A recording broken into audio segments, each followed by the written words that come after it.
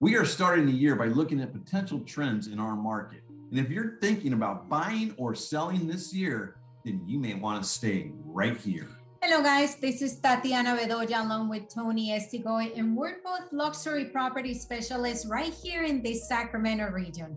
If this is your first time here, make sure you hit that bell icon and subscribe for weekly local content. I don't think anyone expected the market that we've had over the past 2 years. And so it's just a good reminder that you really can't predict the future, even though we think it's so easy to predict real estate. And so for so many years, we've had people saying that the market's going to turn. And then I would say technically the market did turn, but it turned up in a major way where we basically are ending the most aggressive market we've ever had in Sacramento in our 10th year of price growth in 2021. So it's been nuts. It's been totally bananas. Ryan Lundquist and certified residential appraiser / housing analyst. We're starting 2022 and driving really fast. I would say driving uncharacteristically fast. Okay, now technically the market slowed down from last year's spring, but the market doesn't feel slow at all.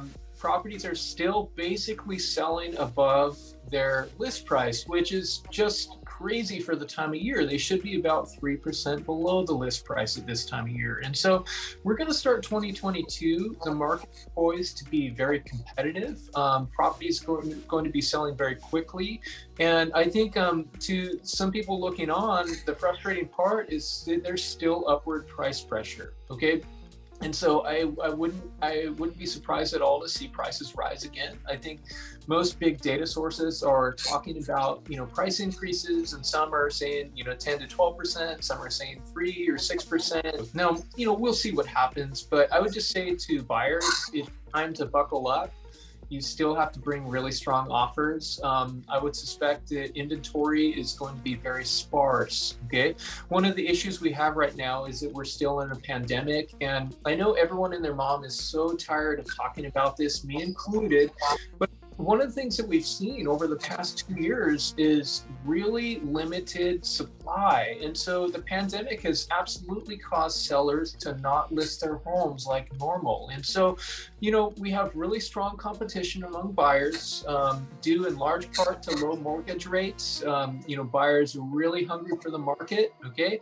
And, so you have strong demand, but on the supply side, it's just been a struggle because there's not that much on the market. I think it's easy for sellers to get infatuated with headlines and to price according to a hot headline instead of actual comps, okay? And so for sellers, realize first, we don't have an overpriced market. Only 13% of homes sold below the list price last month. Okay, that's not a lot. It should be about twice that. But, about 30% of the market is actually selling at the list price. And so I think for sellers, you have to realize that not, everything, 100% of properties aren't selling, $70,000 above. That's not the market we have. But in my experience, if you're a seller wanting to gain the most from this market, realize that buyers aren't willing to pay any price, but realize also from a strategy, you have to price reasonably in order to sort of capture more buyers. And if you are going to get bid up, you're probably going to get,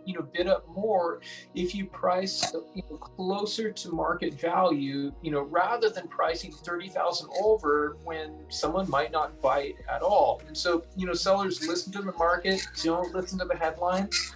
That is absolutely my advice for you. If you've enjoyed this video, be sure to check out our buyer and seller playlists. And if you're thinking about selling or buying, make sure you contact our team.